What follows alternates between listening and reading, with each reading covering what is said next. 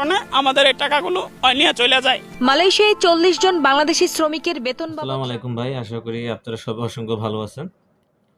মালয়েশিয়ার একটি ঘটনা, একজন আমাদের বাংলাদেশি একজন ভাই প্রায় বা যেরকম নিউজে আমি শুনতে পারলাম, সেখানে প্রায় আপনার বাংলাদেশের 41 লাখ টাকা, বাংলা টাকায় 41 লাখ টাকা হবে।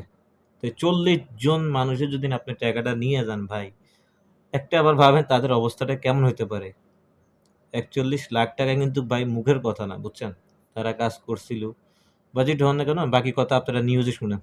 আমরা কাজে ব্যস্ত থাকার কারণে আমাদের এই টাকাগুলো নিয়ে চলে যায়। মালয়েশিয়ায় 40 জন বাংলাদেশি শ্রমিকের বেতন আসলে যে বাবদ টাকাটা রাখা নিয়ে প্রায় গেছে ওনার নাম হলো খালেক। 1,36,000 মালয়েশিয়ান রিঙ্গিত এখানে আত্মসাতের বাংলাদেশের, অভিযোগ উঠেছে এক দূতাবাসে বাংলাদেশি বা প্রবাসীর বিরুদ্ধে। বাংলাদেশে ওনারা বাংলাদেশি মামলা মুদ্রায় করেছে। যার পরিমাণ প্রায় 41 লাখ টাকা। খালেক টাকাটা নিয়ে গেছে, আমরা খুব কষ্টে আছি। রুম ভাড়া নাই, খাওয়া দাওয়ার টাকা নাই, দোকানের মেলাটিয়া বাকি দিতে পারতেছি না। 12 ঘন্টা রোদে থাইকা কাজ কইরা আমরা এই একটাও পাই নাই, সবটা লইয়া গেছে গা। দ্রুত আমরা চাই খালেকের কাছ থেকে টাকাটা উদ্ধার করে আমাদের ফ্যামিলির টাকাটা পৌঁছবে, আমরা এই কামনাই করতেছি। আমরা যেন এই টাকাটা সুষ্ঠুভাবে ফেরত পাই এবং আমাদের পরিবার নিয়ে ভালো থাকতে পারি।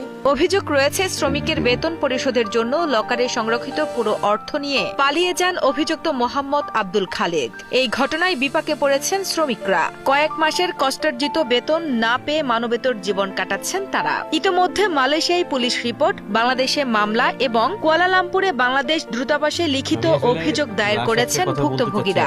এত মানুষ কাজ করছে, এত মানুষ কষ্ট করছে, আবার দেখেন, অথচ লাভবান অন্য হচ্ছে। কোনো দেশের লোক কিন্তু ক্ষতিটা করে নাই, নিজের দেশি লোকে ক্ষতিটা করছে। এই একটাবার ভাবেন, এখন আমাদের বাংলাদেশি আসলে মুখটা কোথায় যায়? আসলে কি বলবো ভাই, আসলে আমরা বাঙালিদের ক্ষতি করি এই একটা